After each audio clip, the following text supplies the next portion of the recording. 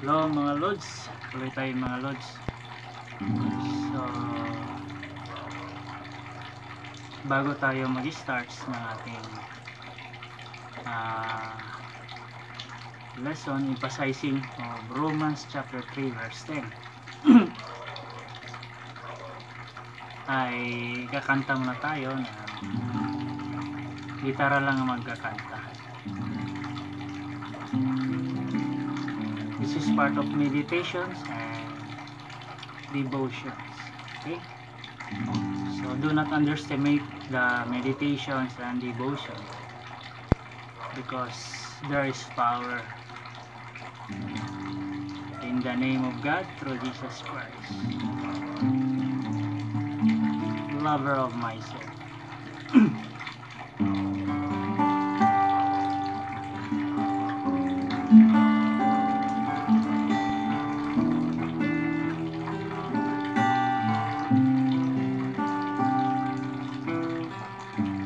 Jesus, lover of my soul.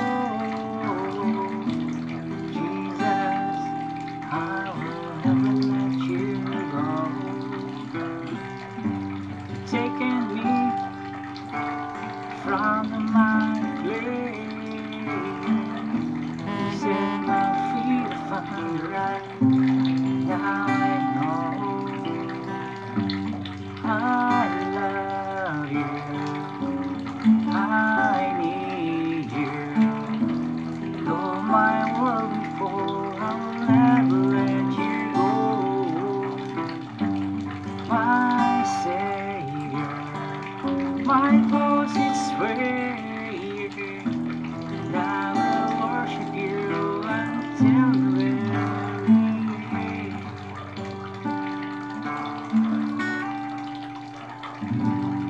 Okay, Lord, tapos na ang ating devotion.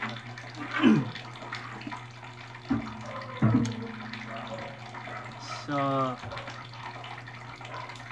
mga Lords, bago muna tayo magpapaunawa, emphasizing sa Romans chapter 3 verse 10, ay i-share ko muna yung updates, no? Good news updates, spiritual updates, environmental updates, and Revelation chapter 3 verse 1 news updates, spiritual and physical, and 360 degrees around you news updates sa lahat ng mga nakikita. So may narinig na kayo, no, sa akin about news updates. Number 1, sa sarili ko, ang news updates ko sa sarili ko ay nagbe-base sa Revelation chapter 3 verse 1, the seven spirit of God. Buhay ka pero patay ka, pero buhay ka. So nandito ako sa stage ng patay ako pero buhay ako. It means to say, wala ako sa pulpit, kasi pag wala ka sa pulpit, you are dead. Pero bakit nangangarapan ako dito? So deep understanding lang kailangan, no? So marami akong i-emphasize dito. Number 1, critics, feedback, and backbiting. So all environments against my words and precepts here sa reels ko, no? Para maunawaan nyo ng gusto. So news updates, sisihin natin yung lahat ng ating mga nakikita sa ating paligid, sa mga nababasa, sa mga nakikita, sa mga nakikita sa gadgets, mga technologies, any kinds, o sa mga isinaryong mga scripted lamang, kahit wala sa TV o dito sa ating kapaligiran.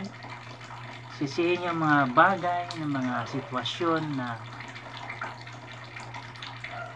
pwedeng ikakagalit ng ibang tao at maapektuhan ka dahil sa kakulangan ng disiplina sa sarili, at yung wala na sa hulog ang sarili, at hindi nakakaunawa ng kanilang sitwasyon na estado kanilang buhay, at yung mga hindi nakalinya sa plano ng Diyos na gumagawa ng maraming kalukuhan sa buhay gaya ng pangangalo niya, no? So yung mga pagdating sa relationship, there's something different kinds of story. Yung iba considerable as acceptable that you are in a honesty situation, so you are not belongs to the chaos events of lifestyle, pero hindi pangalo niya, ha? It means to say align from the will of God. Yung iba naman ay mapupunta sa impyerno, no? Kasi may asawa pa nga, naghahanap pa ng ibang kalaguyo, kasi ang sinunod mong batas pang tao, hindi batas ng Diyos. Magkaiba po yan, ha? Pinaliwanag ko na yan, i-emphasize ko na yan dito. So sa news update, sa mga nakikita sa realidad around your 360 degrees, at sa mga nakikita sa gadgets, TV, television, cellphones, or any kinds of gadgets, at sa mga frequencies,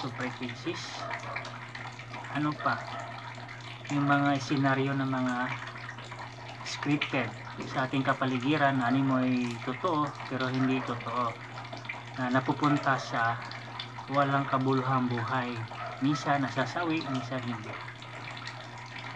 So marami pa mga loads na mga sa ating kapaligiran, craziness. So sa aking buhay naman, sa spiritual,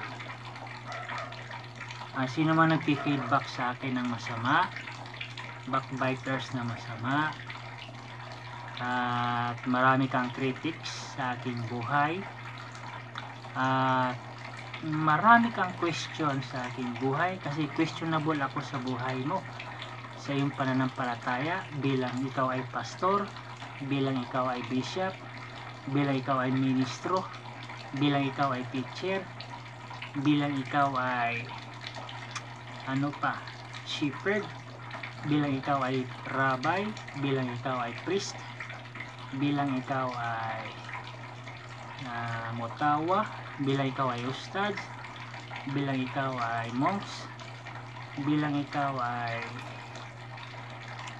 ministerial leaders, or bilang ikaw ay president ng bansang ito, bilang ikaw ay hari ng bansa, bilang ikaw ay leader ng mga dynasties, bilang ikaw ay minister ng bansa, o bilang ikaw na tagapangasiwa ng ibang mga organisasyon. So lahat na nagkritik sa akin na mga binanggit kong mga karakter na may posisyon sa Biblia na against sa akin dito, dahil mayroon ako mga bagay na pinapakita na minsan ay malaking dagok na question sa iyong buhay. Pero bilang paalala, wala na ako sa pulpito, ha? Dagdag lang paunawa at nag-a-advise kahit wala na ako sa pulpito. Nasa inyo naman yan, kung tatanggapin nyo hindi, kung acceptable o hindi. Basta sa akin lang ay kung may feedback kayo laban sa akin, isa lang masabi ko, wala akong demonyo. Saan mabasa yan? John chapter 8 verse 49. Wala akong demonyo. So ilang beses ko na pinaunawa yan. Kung hindi mo ako maintindihan, ilang beses ka ba pinapanganak? Simula't umpisa, marami na akong pinapaliwanag sa aking buhay, pero marami pa rin ako naririnig na critics, feedback na masama dahil sa pinakita ko, no? Sa spiritual news updates, no? Minsan hindi ka tanggap-tanggap, minsan masabi nyo may demonyo to, may sapi to, minsan masabi nyo na hindi natin paniwalaan siya. So yan po ay isa sa mga karagdagang nilalaman ng Romans chapter 3 verse 10. So kung may pinapakita ako na hindi nyo katanggap-tanggap, yan lamang ay bunga ng kapangyarihan ng Diyos sa spiritual news updates. Kasi kung ako ang mag-testimony, mahaba. Baka hindi tayo abutan ng alas 12 ng gabi kung lahat-lahat ang i-explain ko dito, no? So ito lamang ay pahapyaw lamang sa mga pinapakita ko. Ang kailangan lang ay unawa, magsaliksik kung paano pinakilos yung kapangyarihan ng Diyos. Ito, aminin ko mga lods, wala akong mutya, wala akong agimat, pero may kapangyarihan ako ng Diyos. Tandaan niyo yan. Mag-critic sa akin kung may ginagawa ako na hindi ataya-aya gaya ng kutsilyo o samurai na maliit, na tinagtad ko yung aking sarili, yun lamang ay bunga ng kapangyarihan ng Diyos. Wala akong mutya, wala akong agimat, pinakilos ko lang yung kapangyarihan ng Diyos, because I believe there is nothing shall be impossible with God. So yun po, maliwanag sa inyo na yan. Wala akong mutya, wala akong agimat na katulad ng iba, because the power segment of God in our family is totally experienced from my Father, from the power of God through the Holy Spirit in the name of Jesus, and that is tasted. Kahit wala kang agimat, kahit wala kang mutya. So tandaan niyo yan, hindi ako umasa ng agimat, hindi ako umasa ng mutya. Iba yung nasa amin na sa linya ng aming espiritu, mula pa ng aming ninunuan na hanggang sa ating sarili. Kaya exercise the power of God. There's nothing shall be impossible. Romans chapter 3 verse 20. Kasi nga, kung malalim ka na sa Panginoon, you have contrite spirit. Ano bang mayroon sa panalangin? O sabi ni Jesus Christ, if you abide in me and my words abide in you, ask what you will and it shall be done unto you. Kung paniwalaan mo yan, reference to Ephesians chapter 3 verse 20, kahit walang mutya, kahit walang agimat, you will receive the power of God, and that is experience. Kulang pa nga lang yun, Lods, pinapakita ko, pero hindi ko na lang pagmayabang, kasi pinaunawa ko lang sa inyo na we are now in the last days. Kasi yung mga nakikita nyo na malala sa inyong isip, yan ang magiging kalaban niyo in the future. So, kung walang paghahanda, mas maganda yung maghahanda ka. So kung hindi mo ako munawaan, critics ako, sabihin mo may demonyo ako, ikaw yun. Basta wala akong demonyo. Yung mga binanggit kong karakter, karamihan pa naman sa binanggit kong karakter ay malakas mag-critics at mag-backbiting at masamang feedback. So yan talagang buhay sa inyo. Karamihan sa inyo ay malaking tiyan, matakaw na magnanakaw, no? Isaiah chapter 56 verse 11 and Malakay chapter 3 verse 5 until verse 9. So kayo matatakaw na magnanakaw na ideal shepherd ng mga binanggit kong karakter. So huwag kayong karapatang magalit sa akin sapagkat pinaunawa ko na sa inyo. So feedback niyo sa akin, no? So sa Romans chapter 3 verse 10, mga Lords, no one is righteous, no, not one. Sabi kasi ng teacher na na-encountered ko rin nung high school ako doon sa Cebu, kasi may English subject. First year high school ako noon, na-encountered ko yan. Sabi ng teacher, do not use the word no, not. Sabi ko, parang hindi yata ukma to Meron akong nababasang no, not. First year high school ako. Sabi ko, ma'am, can I use no, not in a sentence? Sige, paki-explain. No one is righteous, no, not one. Wala siyang nagawa. Kasi kung na-encounter din niya ng aking ama noon, nag-aaral siya ng college. maraming mga teacher, instructor na naghahawak ng salita na yan na hindi pwedeng magamit. No, not. No, not. In-explain ko rin nung high school ako. Pero hindi ako sagot-sagot na kasi alam ko na yung espiritu. Kahit high school pa lang ako noon, lagi ako naglalaro ng mga arcades, Capcom, computer.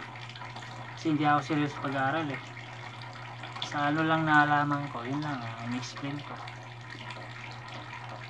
Hindi rin nagsalita, panitingin na lang sa akin yung teacher kasi nanibago siya na yung salitang nonat ay meron palang sentence. So yun po mga lods, kung nayayabangan ka sa akin, problema mo na yun kasi hindi ako mayabang at marami akong testimony dito. Kasi mga lods, kung wala akong Diyos sa buhay ay makita nyo rin ako na mayabang din. Nga lang, kinontrol tayo ng Espiritu ng Diyos na unawaan natin yung buhay ng bawat tao. So yung Romans chapter 3 verse 10, no one is righteous, no, not one. Ibig sabihin yan, ang reference niyan ay hanggang verse 23 and 24, 25. Ibig sabihin, in-emphasize ko dito, almost all people in this world or even inside the universe are crazy, baliw, buang. So ayaw ko na sanang itapik ito yung salitang buang kasi maraming magagalit. Nga lang, ipaunawa pa natin ang gusto. Huwag kayong mag-critic sa akin kung anong mga sinishare ko dito kasi kung ikaw na yung mga binanggit ko dito ng mga personalidad ng Bible, fivefold ministry and out of the fivefold ministry people, mga bishop, etc, etc, pastor, etc, etc, huwag kayo mag-backbite sa akin ng masama, against sa akin ng masama kasi nagpapaunawa ako ng dagdag. Anong kasalanan ng patay? Wala, diba? Pinaunawa ko na ng gusto dito, may mga photos pa ako na in-establish. Pag ang patay, patay na. Kahit gumawa siya ng kasalanan, okay lang sa kanya kasi considerable as dead nga siya. Diba? Oh. Bakit naging patay siya? Sa kapabayaan. At walang nakakaunawa. Siguro gano'n ang buhay niya ngayon, no? Ang buhay, no? Halimbawa, pinaunawa pa ng husto, patay na talaga sa spiritual pero buhay sa spiritual. Patay pero buhay. Paano nangyari? Kasi nga, wala na ako sa pulpito pero nangangaral dito. Nagsishare dito. Sabi ko nga, wag niyo akong tawaging pastor. Yung mga nabanggit ko lang na pastor dahil sa aking paliwanag, yung kasama ng kwento na ang unawa nila sa'yo dahil nagpaliwanag ka, pastor ka talaga. Pero hindi na ako pastor. Dito lang, kamay lang, magpapastor. Kasi ito yung may malaking capacity sa buhay ng tao. Dito makikita lahat yung appearance of your thoughts sa kamay. Ngayon, nagpaliwanag ako na nakawin mo yung ganitong klaseng explanation, glory, magnanakaw ka, tandaan nyo, impyerno ka. May impyerno ka. Kasi yung passage ko dito na lahat ng appearance is the answer. Dito mag-umpisa yan, karamihan. Sulat, schedule, puntahan ko doon para may appearance. Sulat, may drawing exhibition sa aking project. Isulat, resume para magkaroon ng trabaho. Isulat, appearance. Just the result. Dito lang ako magpapastor sa kamay, pero hindi na sa yung buong pagkatao. Kasi nga, I'm not a good image. Lalo na yung mga malakas mag-critics dyan, backbiting, tsaka feedback na masama laban sa akin. Na impyerno ka, hindi ka nakakaunawa. Hindi ka nakakaunawa. Yes. So, yun po mga lords. Yung lahat ng binanggit ko na personalidad, mula pastor, bishop, hanggang outside manifold ministry of God. Kung naghahangad ka ng rulership to the kingdom of God, frankly speaking, hindi kayo karapat-dapat. Hindi kayo karapat-dapat. Hindi kayo karapat-dapat na mamuno sa kaharian ng Diyos. Tandaan niyo yan, ha? Hindi kayo karapat-dapat. Kung sino lang pinagkatiwalaan, according to Psalms 78 verse 72, siya lang, wala nang iba. Siya lang, wala nang iba. Kaya nga lagi kong sinasabi, discernment is needed. Kasi kung patay nga naman yung fruits of the Spirit and gifts of the Holy Spirit sa inyong pananampalatayang ginagawa, hindi nyo ma-discern. Kung ma-discern man, bakit walang response? Kasi nag-aantay kayo na parang buhaya na gusto nyo maging ruler ng kaharian ng Diyos. Hindi nga kayo mapagkatiwalaan eh. Kahit isa sa inyo, no one is righteous, no not one. Hindi pwede mapagkatiwalaan. Hindi pwedeng mag-ruler ng kaharian ng Diyos. Totoo. Kasi mga buwang nga lahat yung unawa ko dito. Yung tao, yung verse na yan. Buwang lahat. Sino lang yung pwede mapagkatiwalaan? Yung bride. Tsaka yung hands of God. Psalm 78 verse 72 and Revelation chapter 21 verse 9. Siya yung magiging head. Yung bride. Siya yung may karapat-dapat na mag-ruler. Siya yung magre-response eh. Their family nagre-response. As my brother, example lang yun ha. As my sister, as my mother. Somehow, kung ako yung ginagamit ng Diyos according to the precepts of the Bible, just to establish the second and the kingdom of God. Yung walang demonyo, yan yung may karapatan with authority, na hindi umaasa ng agima, hindi umaasa ng mutya, bagamat alam kung may power yan, because that is part inside the universe. Pwede namang hangarin yan, pero hindi ko na siguro hangarin yan. Kasi anong silbi ng kapangyarihan ng Diyos kung hangat ka pa sa ganyan, di ba? Sa iba na lang siguro. So, salvation by means of understanding. So, yun po mga Lords. Naunawaan ninyo. Huwag kang umasa na mag-rulership ka ng kaharian ng Diyos. Maliban kung merong mag-response as part of a friend, brother and sister and mother of the same Jesus in the Holy Bible, which is the one with great authority, like dove descended out from heaven. He is the one who performed great acknowledgement in proper way.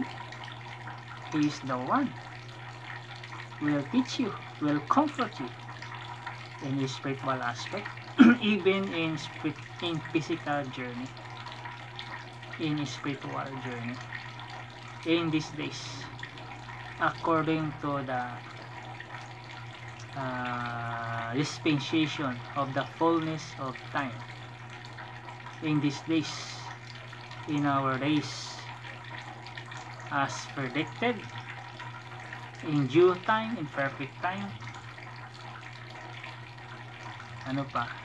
In this appointed and at the same time, or any kinds of season, diverse of times.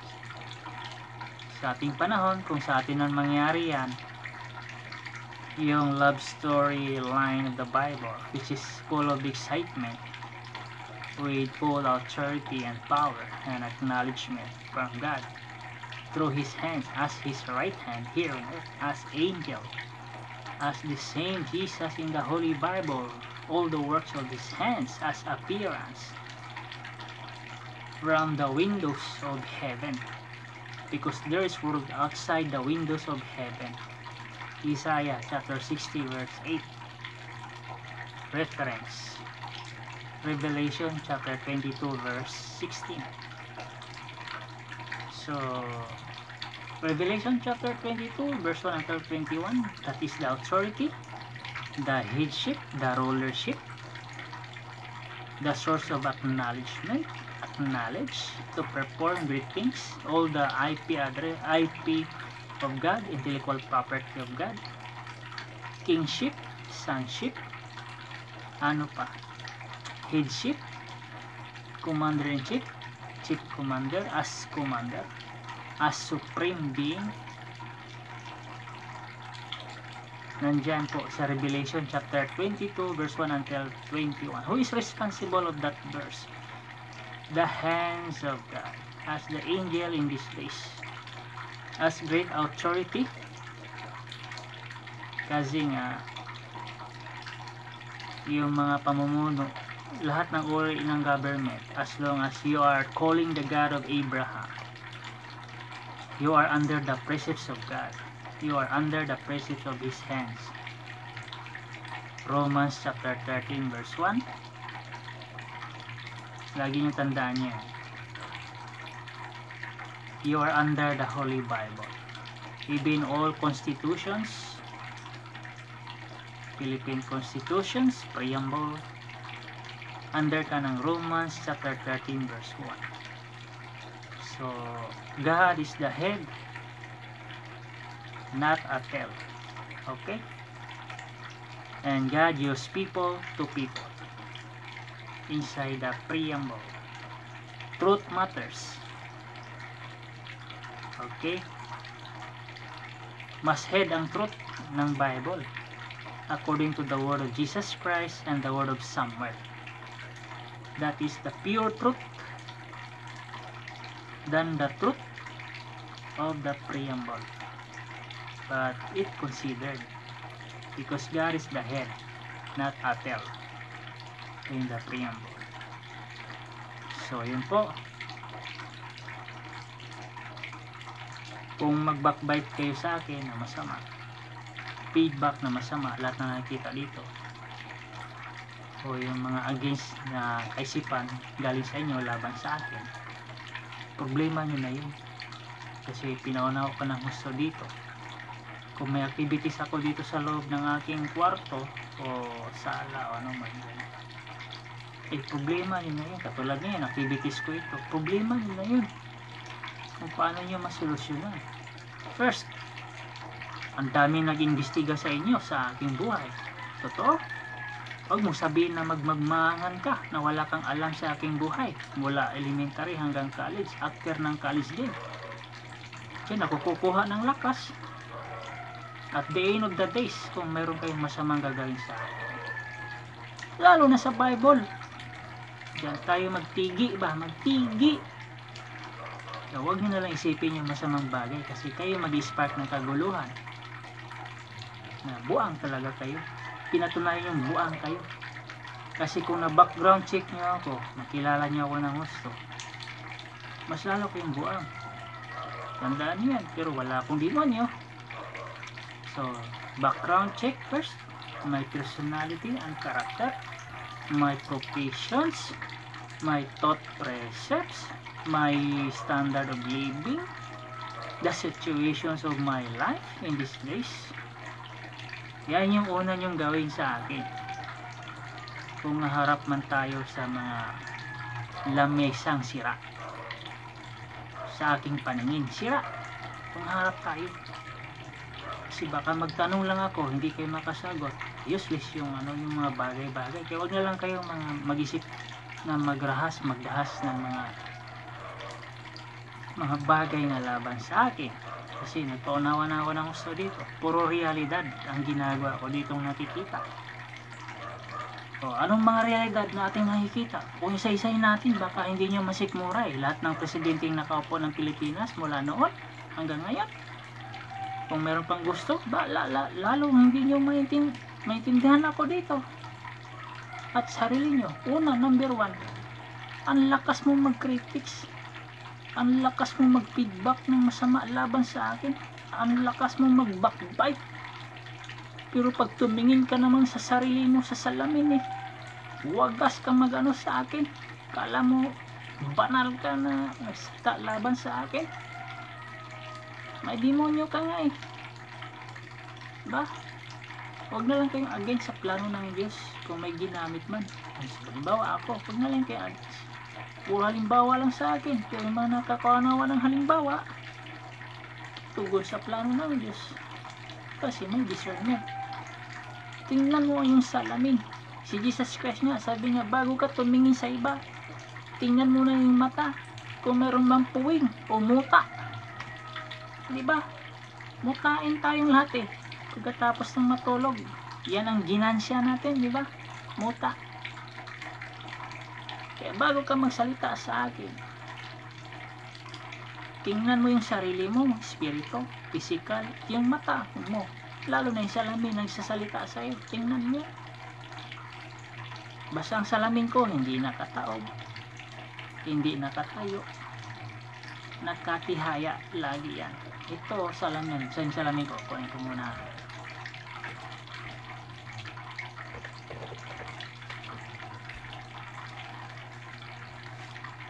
Para wala kayong question, kasi ito maliit lang madali lang magdala-dala, sira na salamin.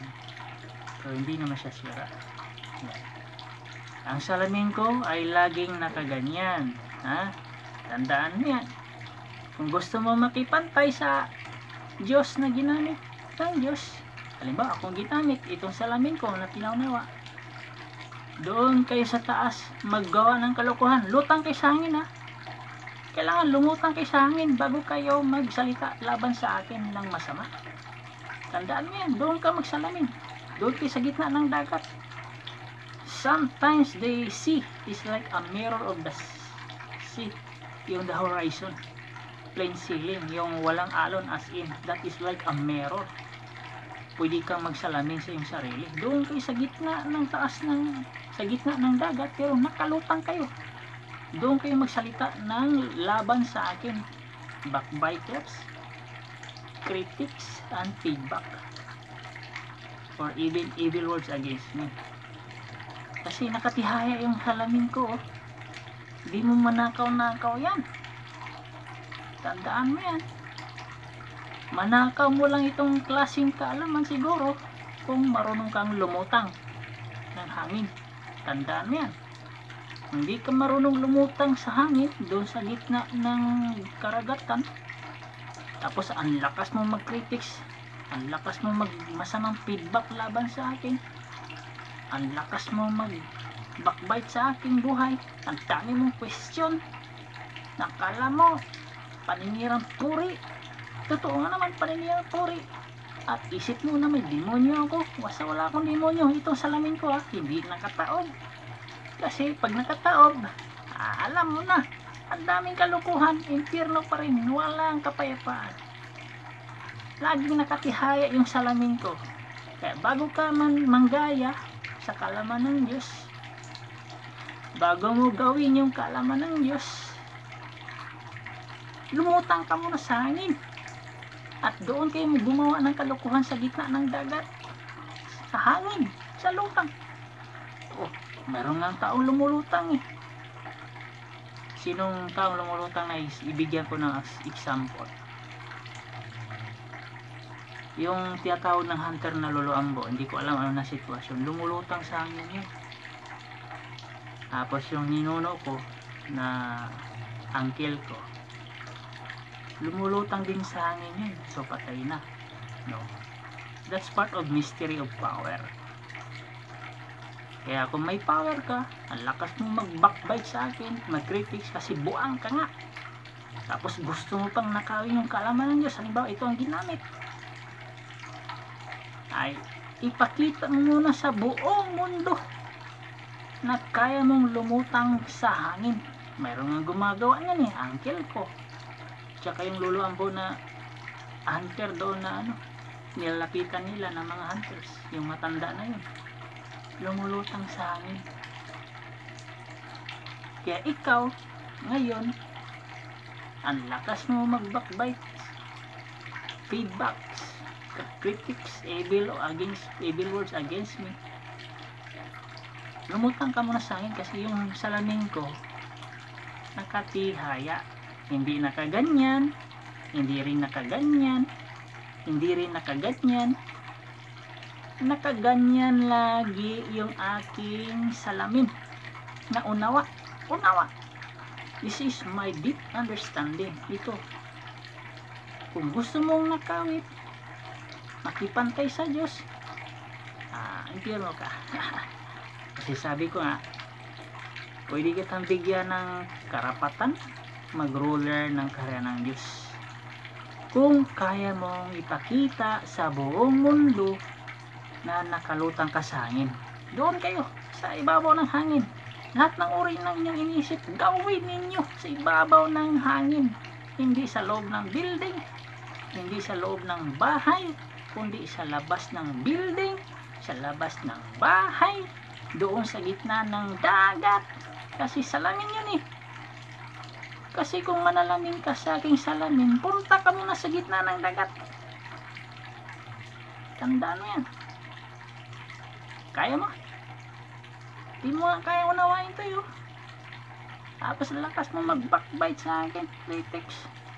At sa mga feedback, hindi ka karapatang humawak ng karya ng Diyos. Kasi wala kang response, mga buwang kayo. Huwag kong ginamit. Romans chapter 3 verse 10, mga buwang kayo. Di mo nga kayang unawain to, nakatihayang salamin. Ang lalim ng kaalaman na yan, tapos gagaguhin mo ako, putang ina. Kulera, limbarok, animal, pistika, bilatsi mong ina, hindi mo kayang unawain ito eh.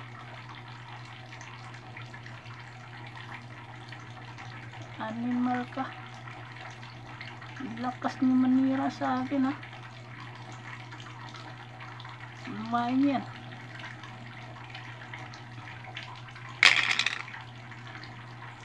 Ang lakas. Hindi nga ako nag-iabang sa inyo eh. Pinaunawa ko nga lang. Tapos lakas yung mag-backbite sa akin. Critics. Sasama ng isip niyo sa akin. Patunayan yung sarili niyo ha. Nagkaya yung unawaan dito. Nakatihayang salamin. Punta kayo sa gitna ng dagat. Pakita niyo sa buong mundo. I-video mo.